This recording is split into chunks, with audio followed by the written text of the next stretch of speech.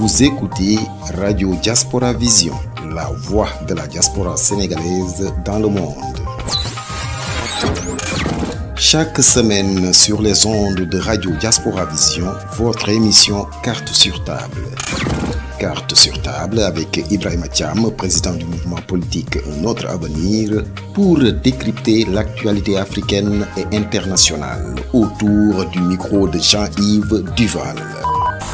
Ibrahima Thiam face à Jean-Yves Duval dans l'émission Carte sur table, décryptage de l'actualité africaine et internationale. C'est chaque semaine sur Radio Diaspora Vision. Radio Diaspora Vision est disponible sur Google Play et App Store. Madame, Monsieur, bonjour. Cela fait plus d'une semaine maintenant qu'une trêve est observée dans la bande de Gaza et que des otages israéliens ont été chaque jour échangés contre des prisonniers palestiniens. Les combats ont toutefois repris hier vendredi entre Tsahal et le Hamas. Pour combien de temps encore? Avec quels résultats? Eh bien, tels sont les inconnus. Dans le même temps, on a appris la réélection à Madagascar d'Andry Rajoelina à l'issue du premier tour de la présidentielle. Un scrutin largement boycotté et qui a donné lieu à une très forte abstention. Et alors que le résultat du scrutin est déjà contesté par certains. Avant-hier jeudi, s'est ouvert à Dubaï, aux Émirats Arabes Unis, la COP28 en présence des représentants de quelques 197 pays, avec au menu, à l'ordre du jour, le bouleversement climatique et ses conséquences qu'on peut mesurer chaque jour un peu plus. C'est donc dire l'importance de cette nouvelle COP dont l'enjeu est comparable à celle de Paris voici quelques années. À l'heure où la question palestinienne revient sur le devant de la scène et où des voix s'élèvent en faveur des musulmans, le monde est étrangement muet sur la situation des Ouïghours, la minorité musulmane chinoise. Et on apprend dans le même temps que les autorités de Pékin font disparaître en masse le patrimoine islamique du pays. Comment expliquer cette complaisance à l'égard de l'Empire du Milieu ? Eh bien, sur tous ces sujets et quelques autres, j'interrogerai ce midi mon invité, Ibrahima Thiam, conseiller spécial du candidat sénégalais à la présidentielle de février 2024, Abdoul Mbaye. Et ce, à la veille de l'investiture de ce dernier par la coalition qui le soutient le 9 décembre prochain à Dakar. J'ai intitulé notre émission d'aujourd'hui COP28 sur fond de guerre à Gaza et d'épuration culturelle en Chine. Ibrahima Thiam, bonjour. Bonjour Jean-Yves Duval. J'observe avec vous que la semaine dernière, à la même heure, une paix provisoire s'installait dans la bande de Gaza. Et aujourd'hui, malheureusement, Israéliens et Palestiniens ont à nouveau recours à la voie des armes. C'est profondément désolant. L'actualité dominante de cette semaine est en effet cette trêve observée dans la bande de Gaza depuis plus d'une semaine et les échanges réciproques d'otages israéliens par le Hamas contre des prisonniers palestiniens. Normalement, le gouvernement israélien avait limité cette trêve à 10 jours et les combats entre Tsahal et les miliciens du Hamas ont donc repris dès hier matin. Quel regard portez-vous sur cette période qu'on espérait voir se prolonger et aboutir à un éventuel cessez-le-feu? On ne peut que se féliciter qu'une partie des 240 otages détenus par le Hamas ait pu rentrer en Israël, dont certains parmi eux ayant la double nationalité, américaine, allemande ou encore française.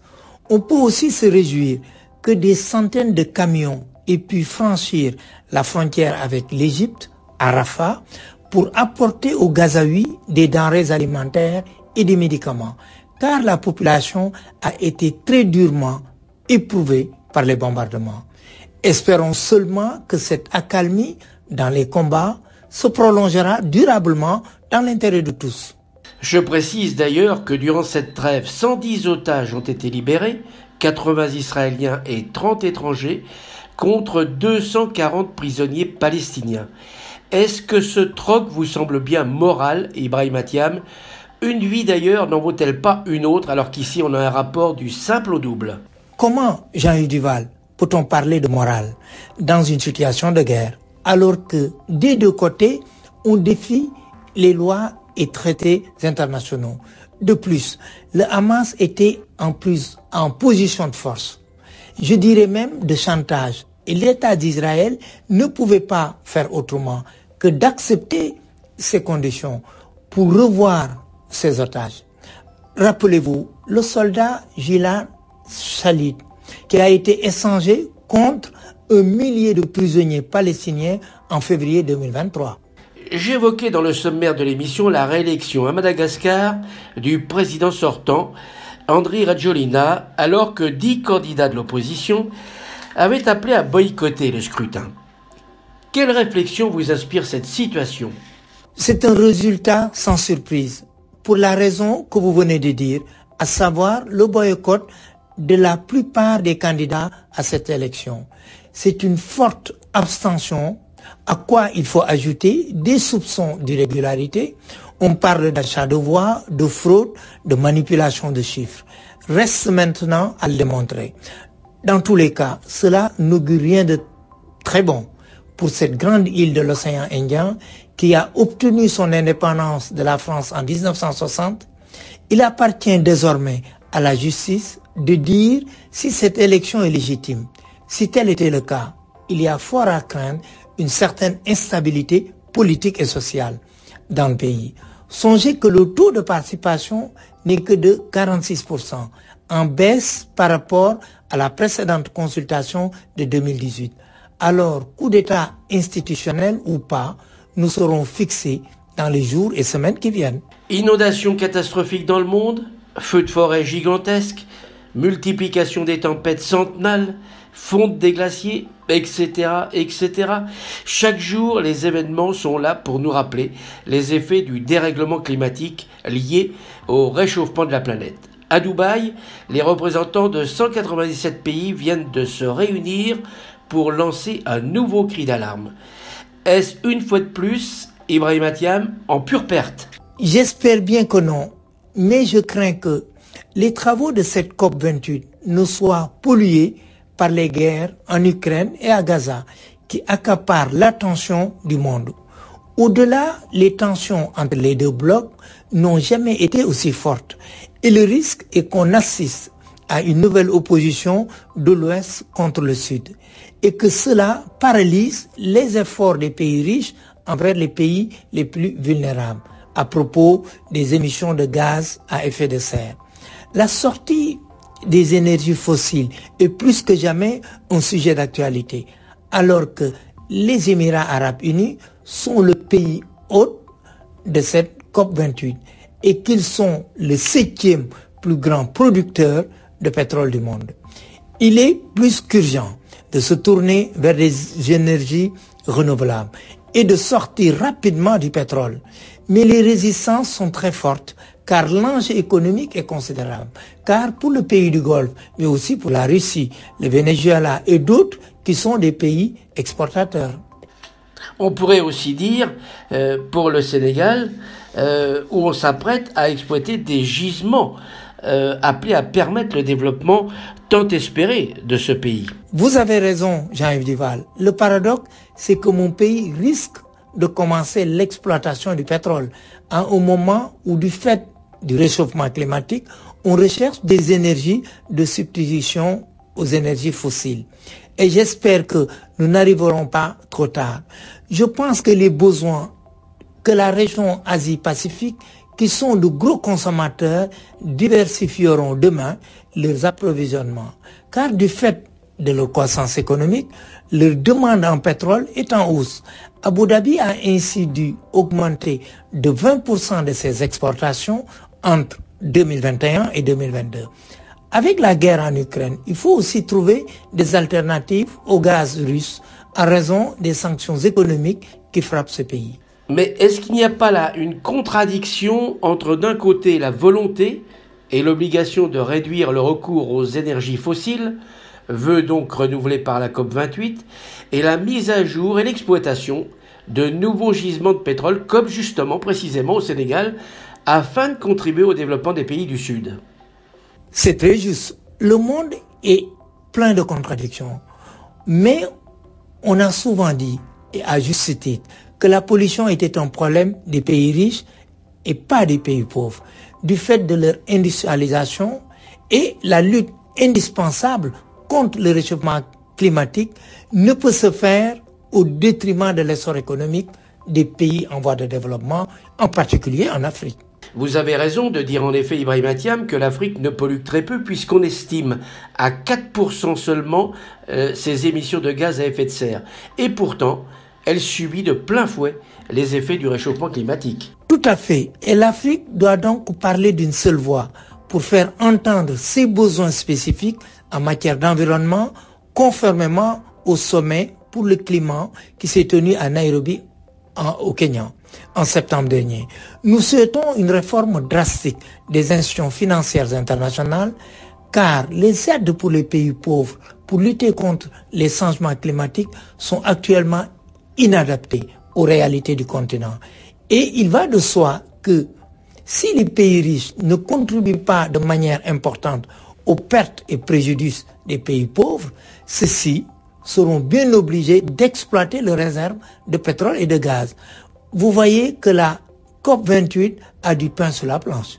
La bonne nouvelle de ce sommet, c'est que les responsables réunis à Dubaï ont acté cette réclamation pour indemniser les pays pauvres frappés par le dérèglement climatique. Une revendication portée depuis des mois. Jusque-là, il faut bien le dire, sans succès. Oui, vous avez raison. C'est une avancée importante qu'il faut saluer, car c'est justice. Ces pays n'étant que très peu responsables des émissions de gaz à effet de serre, il s'agit là d'un signal très positif qui devrait permettre de desserrer les tensions entre les pays du Nord et les pays du Sud. Il va falloir maintenant abonder ce fonds afin que la Banque mondiale puisse débloquer l'argent pour les pays qui en ont le plus besoin.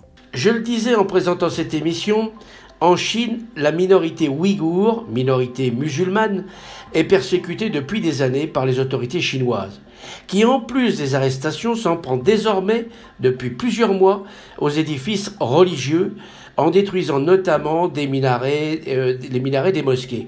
Comment expliquez-vous le silence assourdissant de la communauté internationale à ces exactions au moment où partout dans le monde on manifeste en faveur des Palestiniens musulmans? Est-ce qu'un musulman chinois ne mérite-t-il pas le même respect qu'un musulman de la bande de Gaza? Même si les deux situations ne sont pas exactement comparables, ces derniers vivant dans une prison à ciel ouvert, il est vrai que les autorités chinoises se livrent à une espèce d'épuration ethnique dans le pays. Ce que vous dites à propos des mosquées a été confirmé par le Financial Times, qui, à l'aide de données satellites, a indiqué depuis 2018, voici 5 ans, on a détruit des dômes, les minarets, et fait disparaître les références islamiques sur quelques 1800 mosquées en Chine. Il s'agit là d'une politique brutale d'assimilation culturelle et une volonté d'harmoniser la culture musulmane à la culture chinoise. Mosquées détruites, fermées ou placées sous surveillance. Tout est fait pour dissuader les musulmans de se retrouver dans leur lieu de prière, ce qui est une violation de leurs droits et de la liberté religieuse, qui est pourtant garantie par la Constitution chinoise. Et on oublie trop souvent que les musulmans sont une vingtaine de millions en Chine. Alors même s'ils sont minoritaires, ils devraient pouvoir vivre leur confession librement. Au-delà d'une volonté chinoise de réduire l'influence de l'islam dans l'empire du milieu, je vous repose ma question, pourquoi cette indifférence à cette forme d'éradication, y compris de la part d'autres pays musulmans dans le monde? Ce que vous dites est très juste, Jean-Yves Vival, et je suis le premier à le déplorer et à revendiquer pour eux la liberté de culte. Je crois que ce silence dont vous parlez tient à la puissance et à l'influence qu'exerce la Chine aujourd'hui, alors que personne n'ose la critiquer, sous peine de mesures de rétorsion économique ou diplomatique. Que vous soyez riche et puissant, disait La Fontaine, eh bien là, c'est le cas. Et de la même façon, on a retiré les croix chrétiennes des églises en Chine, Or, voyez-vous des pays de religion chrétienne élever des protestations auprès des dirigeants chinois. C'est exact, de même que les monastères bouddhistes du Tibet ont disparu depuis longtemps. En clair, il s'agit pour Xi Jinping d'assimiler et de soumettre les minorités religieuses à la majorité. Vous avez tout dit et parfaitement résumé la situation. Nous avons là, sous les yeux, une nouvelle démonstration de ce que peut faire un régime autocratique, que personne n'ose contester, Américains et Européens compris. Avant qu'on ne se sépare, Ibrahima Thiam, j'aimerais avoir votre réaction sur deux autres points de l'actualité internationale de cette semaine. Je veux parler pour le premier de la mort à l'âge de 100 ans de l'ancien ministre des Affaires étrangères américain, Henry Kissinger, que certains présentent comme l'un des plus grands diplomates de tous les temps, alors que d'autres critiquent le rôle qui a été notamment le sien sous Nixon. Qu'en pensez-vous, vous, personnellement? Diplomate de son siècle peut-être, de tous les temps, cela me paraît excessif. Il a surtout été le diplomate américain de la guerre froide, mais aussi celui du rapprochement des États-Unis avec la Chine au début des années 1970. Même si le premier pays occidental à reconnaître l'Empire du Milieu a été la France, avec le général de Gaulle, il a été aussi un facilitateur, si j'ose dire, de la détente avec l'URSS entre l'Ouest et l'Est. C'est aussi lui qui a ouvert la voie du retrait américain au Vietnam avec les fameux accords de Paris qui lui vaudront d'ailleurs un prix Nobel de la paix en 1973. Tout à fait. Et ce n'est pas rien. Ça, c'est pour le côté face du personnage. Et c'est loin d'être négligeable. N'oubliez pas cependant que côté pile, il a cautionné le renversement du régime démocratique chilien d'Allende au profit de la dictature du général Pinochet, qu'il a, à travers le plan Condor, soutenu plusieurs dictatures militaires en Amérique latine ou encore favorisé les bombardements sur le Cambodge. Tout n'est donc pas si blanc. Je dirais plutôt le personnage est fortement teinté de gris. Le deuxième point sur lequel nous allons terminer, sur lequel je voudrais vous interroger, concerne le renforcement du pouvoir ultra-conservateur de Vladimir Poutine avec cette décision de la Cour suprême russe de dénoncer les activistes LGBT, d'extrémistes et d'interdire ce mouvement. En décidant de traiter pratiquement les homosexuels comme des terroristes, le maître du Kremlin revendique le retour aux valeurs traditionnelles face à ce qu'il présente comme une décadence de l'Occident. Quelle réflexion cette décision de la Cour suprême vous inspire-t-il? C'est là un pas de plus répressif vis-à-vis des opposants au régime. En clair, aujourd'hui en Russie, il est interdit d'avoir des relations sexuelles dites non traditionnelles. Un crime puni de lourdes peines de prison. Nous avons là, si j'ose dire, un État autoritaire qui s'immisce dans la vie privée, je devais dire dans les lits de ses ressortissants, ce que même Orwell, dans 1984, n'avait pas osé imaginer. On atteint là, comme disent certains observateurs de la politique russe de Poutine, un nouveau pic de folie. Quelle sera l'étape suivante? On peut s'en inquiéter. Eh bien, en effet, la question reste posée. Il me reste à vous remercier d'avoir accepté de décrypter en ma compagnie les grands dossiers internationaux, fidèle en cela au but de notre magazine hebdomadaire de géopolitique sur Diaspora Vision. Merci à vous, amis auditeurs, d'être fidèles à notre émission, et je vous donne rendez-vous à tous la semaine prochaine, même lieu, même heure, si vous le voulez bien. Et d'ici là, portez-vous bien. À très bientôt. Chaque semaine sur les ondes de Radio Diaspora Vision, votre émission Carte sur table.